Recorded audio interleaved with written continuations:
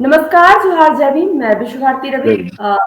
आप देख रहे हैं मूक नायक, और मूक नायक के आज के हमारे मेहमान हैं भीमराव सरबदे जी। सर, आपका हमारे प्लेटफॉर्म में बहुत बहुत स्वागत है सर आपका। सर, जैसा कि सर का जो जीवन है वो एक कर्मचारी और अनुवादक के तौर पर और आंदोलनकारी के तौर पर भी उन्होंने कार्य किया एक लंबे समय तक। और सर, मैं आपसे जानना चाहूंगी कि सर, आपने आपकी 21 पुस्तकें प्रकाशित हो चुकी हैं अभी तक। साहित्य और आंदोलन पर आधारित रहा है, जो कि आपने लेखन की शुरुआत कब और किन परिस्थितियों में शुरुआत की, और कब आपके मन में ये ख्याल आया कि लेखन की दिशा को अपनाया जाए, लेखन की दिशा में आपने रुख किया सर? एक्चुअली मैं डॉक्टर बाबा साहब अम्बेडकर जी ने जो यहाँ पर एजुकेशन इंस्टीट्यूट, जो पीपल्स एजुकेशन सोसाइटी है, तो औरंगाबाद की सोसाइटी है, वहाँ का उनका मिलिंद कॉलेज है। वो कॉलेज का मैं स्टूडेंट हूँ। तो जी। वो कॉलेज तो एक्टिविटी का एक केंद्र है, अम्बेडकरी मूवमेंट का एक केंद्र है।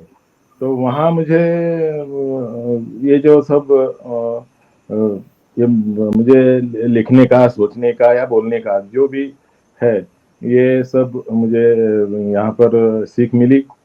और उससे मैं प्रेरित हुआ, मैगजीन्स में वगैरह लिखते रहा। तो बाद में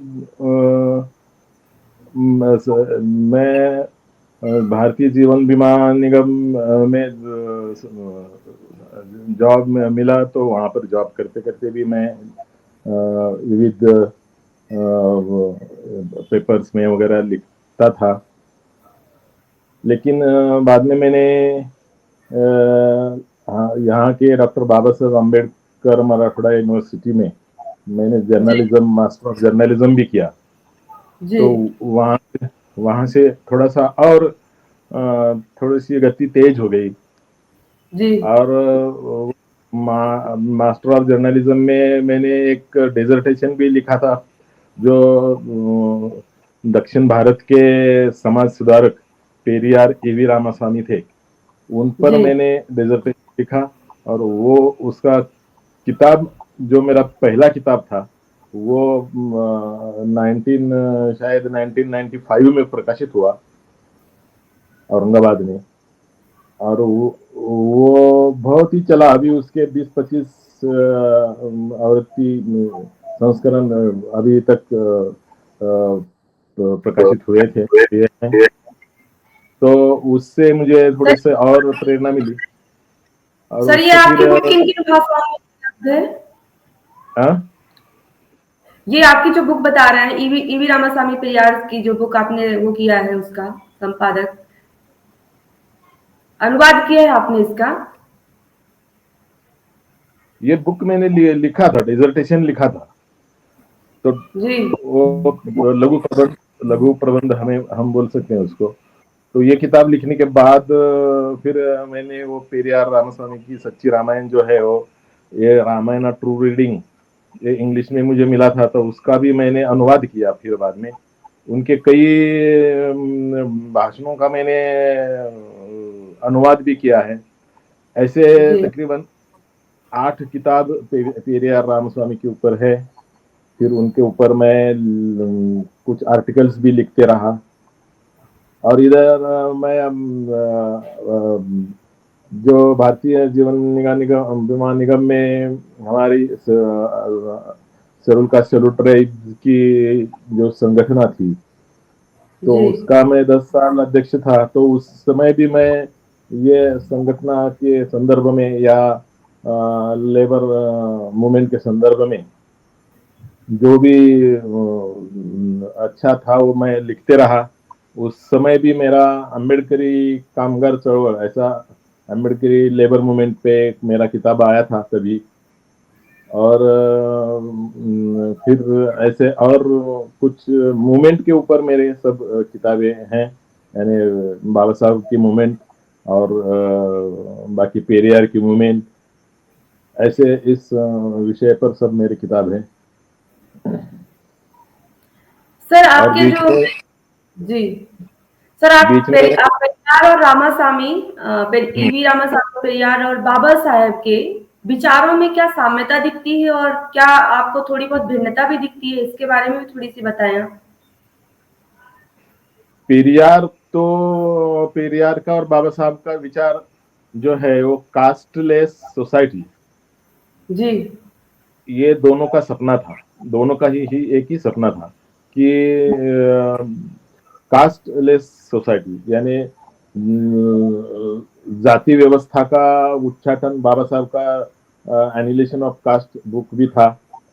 तो जी बाबा साहब का ये जो एनिलेशन ऑफ कास्ट है बुक, वो पेरियार राम स्वामी ने अपने जो उनका वहां पर कुड़ी आरसू नाम का तमिल वर्तमान पत्र था, तो उस पत्र में उन्होंने पूरा किताब छापा था, क्रमशः किताब पूरा छापा था। तो बाबा साहब के हर आंदोलन को पेरियार ने सपोर्ट किया, और बाबा साहब ने भी पेरियार के आंदोलन की सराहना बार बार की थी। ये सब हमें जो संदर्भ है, ये बाबा साहब के बहिष्कृत भारत, मुकनायक, ये बाबा साहब के जर्नल्स में हमें पढ़ने को मिलते हैं। तो ये साम्यता भी थी। सिर्फ फर्क ये था कि बाबा साहब ने बुद्धिज्म एक्सेप्ट किया, लेकिन पेरियार कोई धर्म परिवर्तन या कोई धर्म स्वीकार, दूसरा धर्म स्वीकार करने के इसमें फेवर में नहीं थे। उनका कहना ये था कि मैं हिंदू धर्म में रह के ही मैं हिंदू धर्म को सुधारूंगा, और मैं उस पर जो आज कल जो क्रिटिक करता हूँ, अगर मैंने परिवर्तन किया तो मुझे वो अधिकार नहीं रहेगा। ये दोनों के बीच की ये संभाषण है, बाबा साहब और पेरियार के बीच में। एक रंगून में दो बुद्धिज्म के एक संगोष्ठी थी, वहां पर दोनों साथ में थे। तो तब ये दोनों में चर्चा हुई थी। तो पेरियार ने जी साफ वहां पर ही कह दिया था कि मैं धर्म परिवर्तन के बारे में नहीं सोचता हूँ। तो ये थोड़ा सा एक फर्क दोनों के विचार में था। जी जी सर, आपने पेरियार रामासामी और बाबा साहेब अम्बेडकर पर विशेष रूप से आपका लेखन है, जो कि आपकी सबसे ज्यादा अधिकतम इन्हीं पर आधारित है आपकी सारी बुक्स। तो सर इसी लेखन को क्यों चुना आपने, इसके पीछे की क्या वजह रही है, क्या सोसाइटी स्ट्रक्चर रहा है आपके पीछे की, इसके पीछे की आप वजह बताएं सर हमारे दर्शकों को। एक तो पेरियार के ऊपर लिखने का मेरा जो इरादा था, तो महाराष्ट्र में पेरियार के ऊपर जो मराठी में कुछ भी नहीं लिखा गया था, लेकिन पेरियार नाम मालूम था, क्योंकि मूवमेंट के लोगों को पेरियार का नाम मालूम था। जी पेरियार और बाबा साहब के संबंध लोगों को मालूम थे, लेकिन पेरियार का साहित्य कुछ मराठी में उपलब्ध नहीं था महाराष्ट्र में। जी तो मुझे ये थोड़ी सी आइडिया आई कि हाँ, क्यों ना हम इनिशिएटिव लेके पेरियार का साहित्य जितना हो सके तो उतना हम महाराष्ट्र में लाएं, मराठी में लाएं। तो इसलिए मैंने पेरियार के ऊपर स्टडी किया बहुत सारे। फिर मुझे जो भी मुझे साहित्य उनका मिला वो सब अंग्रेजी में जो मिला, उसी का आधार लेके मैंने जो लिखा वो सब, क्योंकि मुझे तो तमिल तो नहीं आती है, तो जी अंग्रेजी में जो साहित्य मिला उस पर आधारित मैंने 8 किताबें करीबन मेरे पेरियार के मूवमेंट पे है। और बाकी बाबा साहब का तो आंदोलन तो सारी बुक्स हमारा आपकी सारी बुक्स आपकी जीवन। मराठी में उपलब्ध है, ईवी रामासामी पेरियार की बुक्स। हाँ, पेरियार की जो बुक्स है वो सब मराठी में है। अभी जी बाबा साहब के ऊपर एक मेरा दिल्ली का ब्लू रोज पब्लिकेशन है, उन्होंने एक मेरा अभी बुक एक प्रकाशित किया है। जी अभी ये 10-15 दिन हुए। वो अभी बुक मेरे तक तो नहीं आया, लेकिन वो अमेजोन और फ्लिपकार्ट पे लिस्टिंग हुआ है। Baba Saheb Baba Saheb the symbol of social justice and equality, इस नाम से वो किताब है, अंग्रेजी में है। पहला बाबा साहब के ऊपर लेकिन इसके पहले मैंने इंट्रोडक्शन टू इंडियन कॉन्स्टिट्यूशन ये बुक लिखा है, लेकिन वो कॉलेज स्टूडेंट्स के लिए, सिलेबस के लिए वो किताब है। और जो एमपीएससी यूपीएससी करते हैं बच्चे, उनके लिए वो फायदेमंद किताब है, कॉन्स्टिट्यूशन पर जो लिखा हुआ। और बाबा साहब की मूवमेंट पे अभी एक अंग्रेजी में है। और मैं जो मेरे लेख आर्टिकल्स जो है वो अंग्रेजी, हिंदी और मराठी तीनों भाषा में मैं लिखता हूँ। और वाइड पब्लिकेशन जो हिंदी के है वो सभी पत्रिकाओं में लिखता हूँ। अच्छा।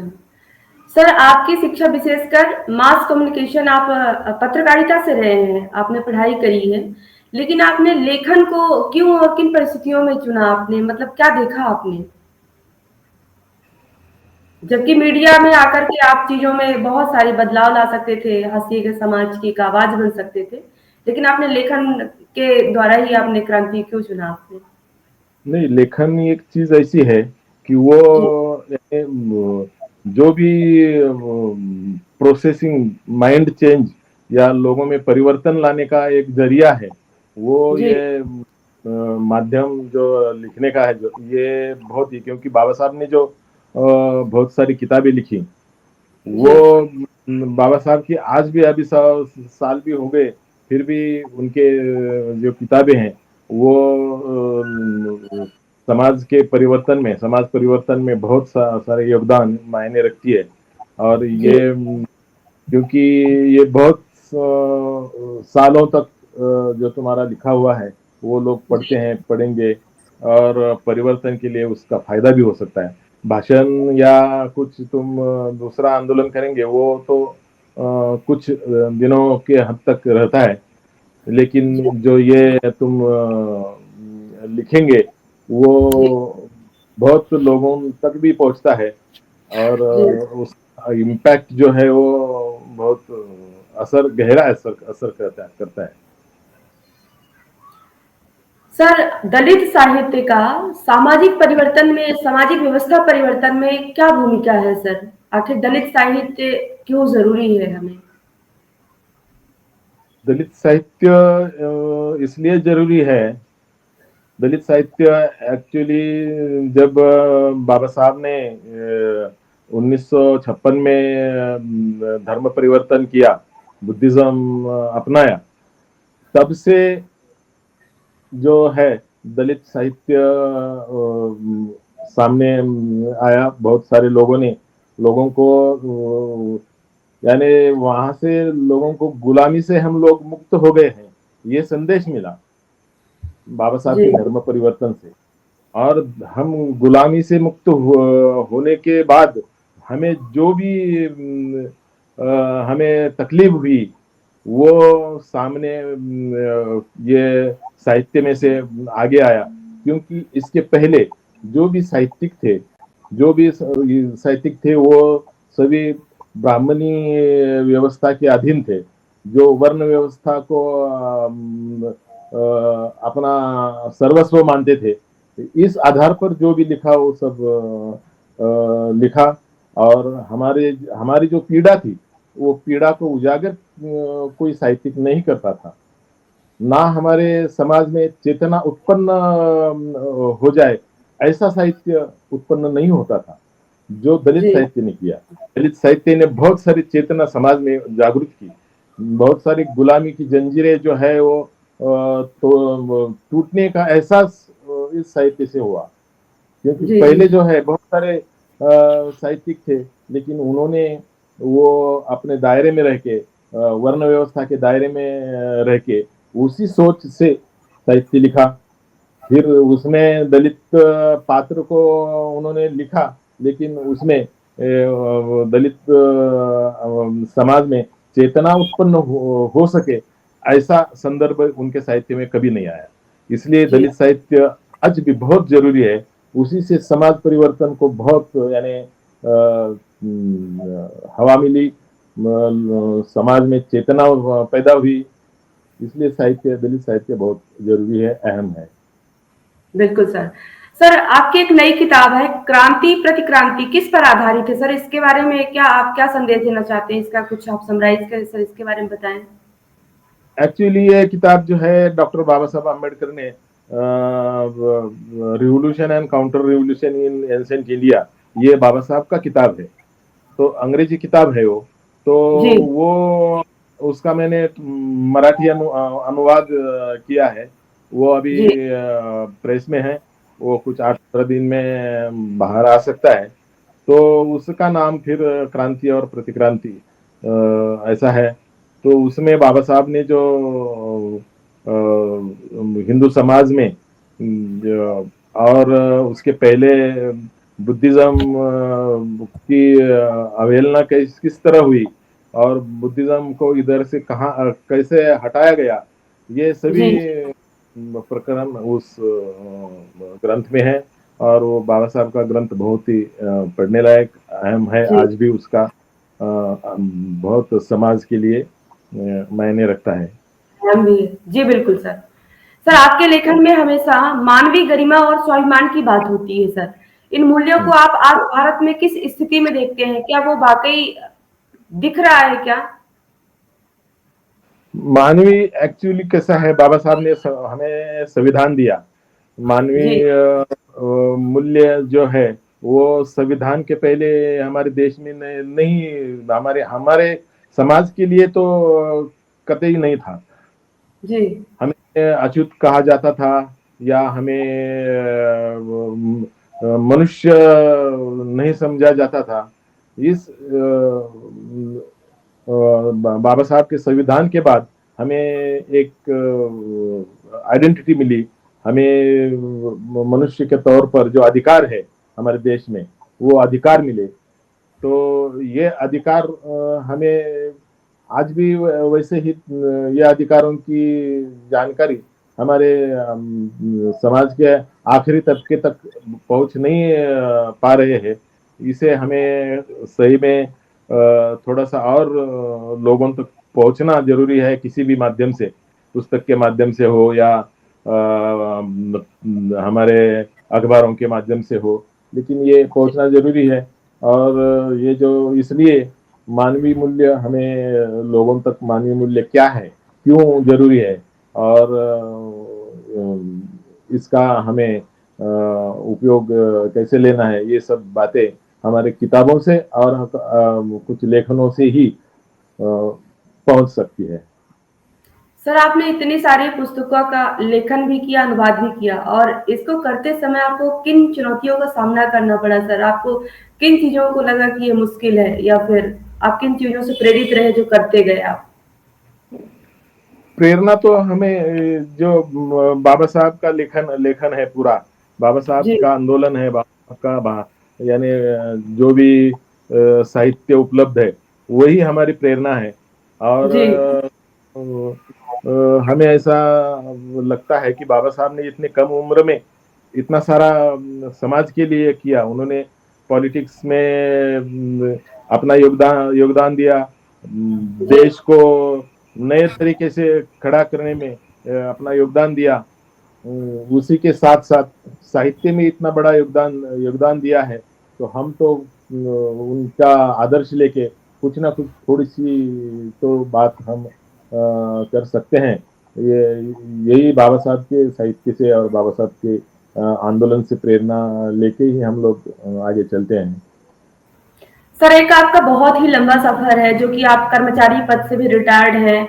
आप काफी संघर्षशील रहे हैं, जो कि आपकी 29 मतलब इतनी सारी बुक्स आई हैं, पब्लिश हो चुकी है, जो कि आपने काफी मेहनत करी है। आप रिटायरमेंट के दौर पर हैं सर। युवा पीढ़ी को आप कैसा संदेश देना चाहेंगे, और आपको ये एनर्जी, आपकी दिनचर्या क्या है सर? ये भी जानना बहुत जरूरी है हमारे युवा वर्ग को। अभी कैसा है, जब कोई अधिकारी कर्मचारी रिटायर होता है तो उसे जी रिटायर होने के बाद का दूसरा ही दिन ऐसा लगता है कि अब क्या करें, क्योंकि दिन भर तो घर में ही रहना है। फिर 1-2 दिन इधर उधर करने के बाद भी फिर पूरा समय दिन या पूरा आगे का जिंदगी क्या करे, ये सवाल खड़ा रहता है सामने। लेकिन मेरे सामने तो आज भी समय की मुश्किल है, क्योंकि मुझे यानी ऐसा लगता है कि बहुत कुछ रह गया है। तो मुझे आज भी दिन भर जो मेरी दिनचर्या है लिखने की, पढ़ने की, उसमें मुझे लगता है कि मुझे समय बहुत कम मिल रहा है। तो इसका ये होता है कि मुझे एक तो मेरे सामने किताबें, आसपास में किताबें, बाकी लैपटॉप वगैरह सब ये रहता है, और इसी में मैं घिरा रहता हूँ। और मुझे लगता है कि हमें अभी कुछ भी नहीं हुआ है अपने माध्यम से, तो समाज के लिए या नई पीढ़ी के लिए बहुत कुछ करना बाकी है। इस अपेक्षा से मैं पूरा मेरा जो समय है उसमें लगा रहता है।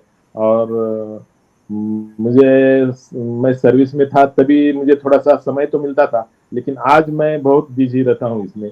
और नए पीढ़ी के लिए मैं यही सुझाव दूंगा कि आप लोग पढ़ेंगे तो आपके ज्ञान ज्ञान का विकास, आपके मस्तिष्क का जी विकास होगा।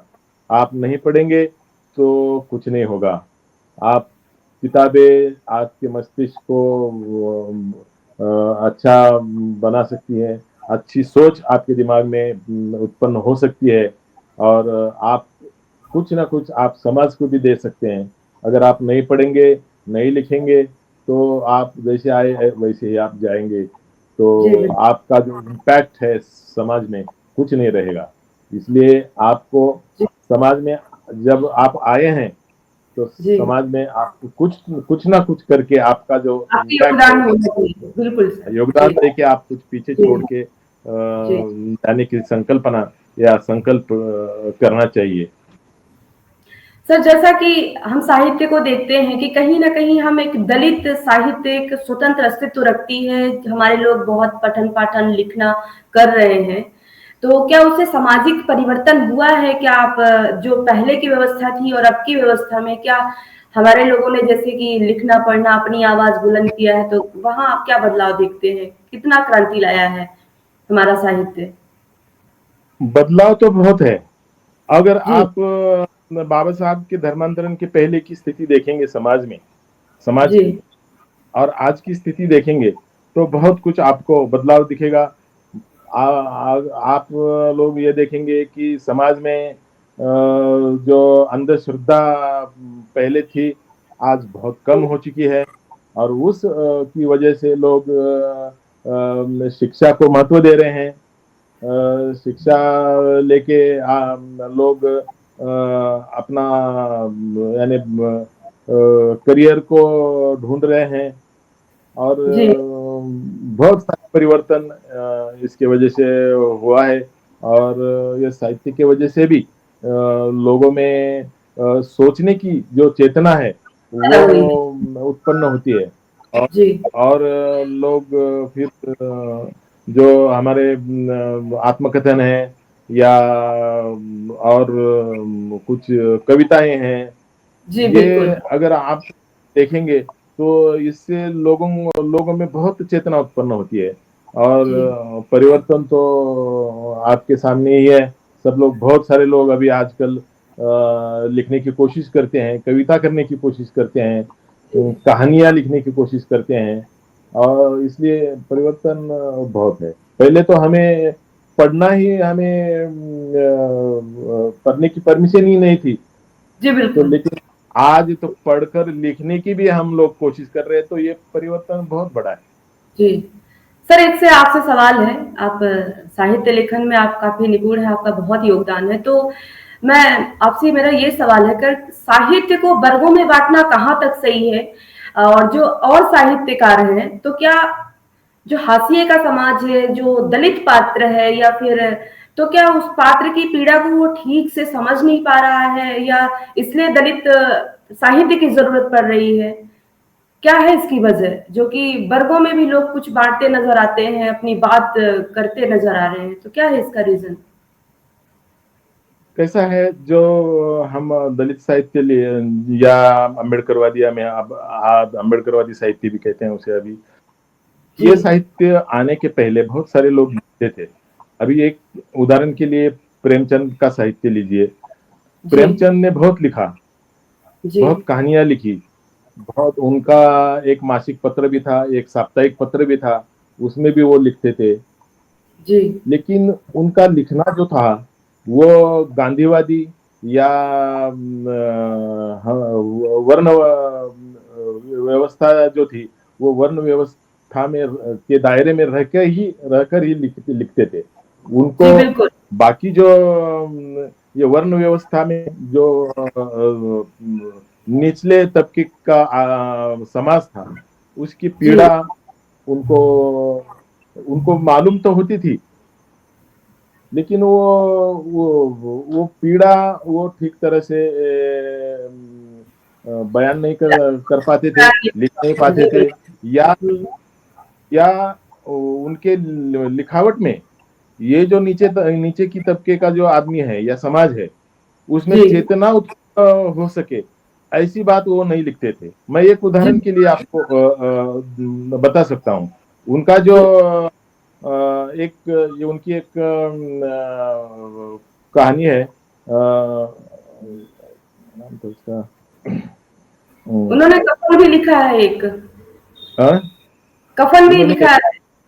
जी उन्होंने उनके कहानी में एक लिखा लिखा था कि एक दलित समाज का आदमी वो आलू खाने के चक्कर में जी बिल्कुल अपनी कफन जी अपनी जी बीवी की जो जानलेवा पीड़ा, जी प्रसव पीड़ा है, वो जी प्रसव पीड़ा वो भूल गया, क्योंकि वो उसे आलू खाने को मिले थे।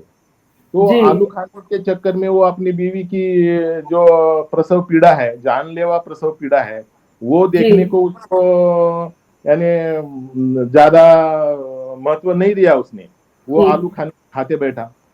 ये कफन मुझे शायद कफन जो उनका है जी कहानी, हाँ, तो जी कफन में ये लिखा है कि तो अगर तुम पात्र दलित समाज के पात्र ऐसा लिखेंगे तो कहां से उनके उनमें चेतना उत्पन्न हो जाएगी। इतना यानी कोई भी असंवेदनशील आदमी रह सकता है क्या? बिल्कुल नहीं। ऐसा नहीं रह सकता कोई। जी लेकिन उन्होंने ऐसे ही साहित्य लिखा। प्रेमचंद जी के चंद जी का साहित्य देखो तुम, वो सब वर्ण व्यवस्था के अधीन रह के लिखा। उन्होंने जी बाबा साहब येरवड़ा में गांधी जी इसके लिए अनशन पे बैठे थे। बाबा साहब के जो सेपरेट इसके लिए मतदार संघ के लिए, तो गांधी जी जी जब पर बैठे तो उन्होंने वो गांधी जी की जो है उनके बाजू में लिखा, उनके साइड से उन्होंने लिखा अपने पत्रिकाओं में, लेकिन बाबा साहब के आंदोलन के बारे में नहीं लिखा। बाबा साहब का आंदोलन जो माड़ चौदार तालाब का जो पानी के लिए संघर्ष था, मंदिर जी जी प्रवेश के लिए संघर्ष था, इन जी संघर्षों के बारे में प्रेमचंद ने कभी नहीं लिखा। जी लेकिन वो गांधी जी की हर यानी इवन गांधी जी का भाषण सुनने के बाद ही उन्होंने एक सरकारी नौकरी करते थे तो वो नौकरी छोड़ दी कि उनको लगा कि गांधी जी के साथ रह के या गांधी जी का प्रभाव उनके ऊपर इतना पड़ा, लेकिन समाज के अंतिम तबके का जो समाज आदमी है, तो जी उनके उनके अंदर चेतना पैदा हो सके या उनके अंदर आत्मभान आ सके, ऐसा उन्होंने कुछ भी नहीं लिखा। तो इसलिए जी फिर ये अगर बड़े बड़े साहित्यकार अगर ऐसा लिखते थे तो हमारा साहित्य, हमारा दलित साहित्य उभर के आना तय था या आवश्यक था। इसलिए हमारा साहित्य आगे आया और हमारे साहित्य में जो लोगों में चेतना पैदा करने की जो जिम्मेदारी थी या साहित्य में जो लोगों में आत्मभान आया, तो जी इसी साहित्य की वजह से आया, इसलिए ये साहित्य बहुत जरूरी था। जी जी बिल्कुल। सर जैसा कि आपने साहित्य को लेकर के आपने बोला कि साहित्य जरूरी है, दलित एक साहित्य अपने आप में एक अस्तित्व रखती है। कहते हैं ना कि जिसके मतलब एड़ी में बवाई नहीं पड़ती है, वो नहीं जानता दूसरे की दर्द को, पीड़ा को। तो बिल्कुल जिसने जो जिंदगी जी के आई है, उस पीड़ा को वो ठीक से समझ पाता है और व्याख्यान भी कर पाता है। बराबर। Thank you so much sir, समय देने के लिए। मूक नायक की टीम आपकी आभारी रहेगी। Thank you so much sir. धन्यवाद। जय भीम, नमो बुद्धाय। जय भीम, नमो बुद्धाय।